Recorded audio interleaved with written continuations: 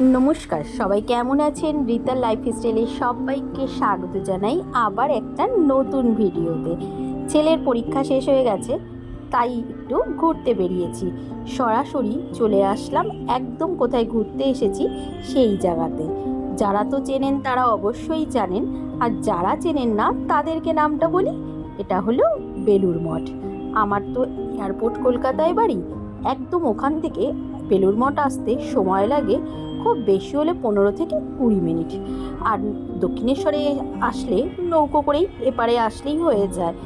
আমরা মাঝে মাঝেই আসি বেলুড় মঠ ঘুরতে, খুব ভালো লাগে আসতে। চারিদিকটা যারা এসেছেন তারা তো জানেনই, ভীষণ সুন্দর। আর এই শীতের সময় আসলে চারিদিকে এত ফুলের বাগান, অপূর্ব সুন্দর লাগে। ছেলের পরীক্ষা শেষ হয়ে গেছে, এখন তো একটু ঘোরাঘুরি আমাকে করতেই হবে। এই দেখুন, এসেই আগে মা গঙ্গার কাছে চলে গেলাম। মা গঙ্গার একটুখানি নমস্কার করে মাথায় একটু মা গঙ্গার জল ছিটিয়ে নিলাম। মানে এত ভালো লাগছিল, ঠান্ডা একটা বেশ মিষ্টি হাওয়া দেয়। এখন তো বসন্তকাল, খুব সুন্দর একটা পরিবেশ। চারিদিকে সবাই দেখছি স্নান করছে, ঠাকুর নমস্কার করছে, মানে মা গঙ্গাকে নমস্কার করছে। দেখুন কি সুন্দর না, খুব সুন্দর। যারা এসেছেন তারা সবাই জানেন, আবার বলছি। আর যারা আসেননি একবার এসে অবশ্যই আমাদের এই বেলুড় মঠ ঘুরে যাবেন। এবার আমরা একটু ঘোরাঘুরি শুরু করলাম। মা শারদা, স্বামী বিবেকানন্দ, রামকৃষ্ণদেব সবাইকে নমস্কার করে নিয়ে চারিদিকে এত ফুলের বাগান ছিল, ফুলগুলো এত সুন্দর করে ফুটে উঠেছিল। আমি এসেছিলাম, এই যে ফটো তুলছে ওটা আমার মামি, আর এই যে আমার ছেলে তো জানেনি আমি বলি ভিডিওতে আসতে চায় না, তাই আমার মামি বলছে আয় বাবা আমরা একটু মায়ের ভিডিওতে আসি তিনজনে একসাথে। আমরা তো তিনজনে একসাথে ঘুরতে এসেছি, আমাদের যদি একটুও না কিছু ছবি থাকে ভিডিও থাকে তাহলে হয়। তাই জোর করে ধরে একটুখানি ওকে ভিডিও করে নিলাম। এবার চলুন আবার একটু ঘুরি। দেখুন কি সুন্দর দেখাচ্ছে।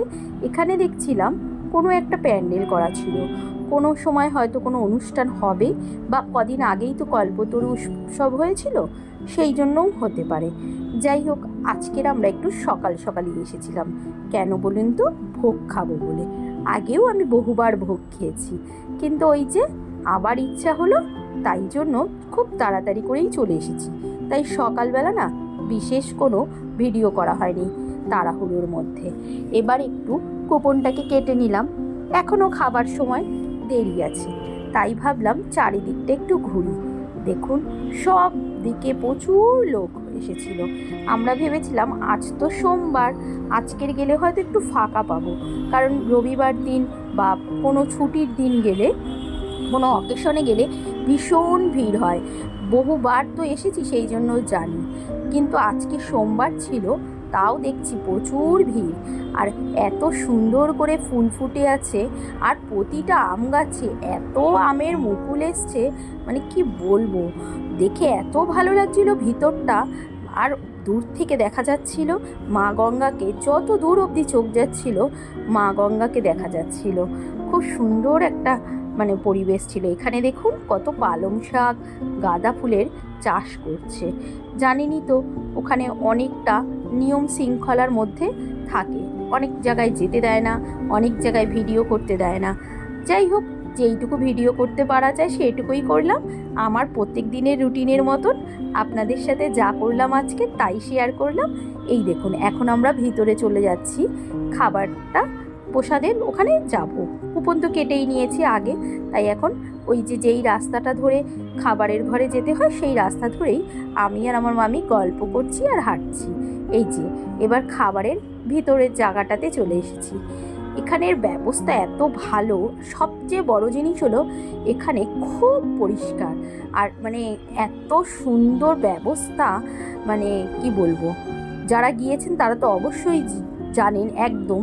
আর যারা যাননি তাদের বলবো আবার একবার, যে এখানে একবার ঘুরে প্রসাদ খেয়ে যাবেন, আপনাদের অবশ্যই ভালো লাগবে।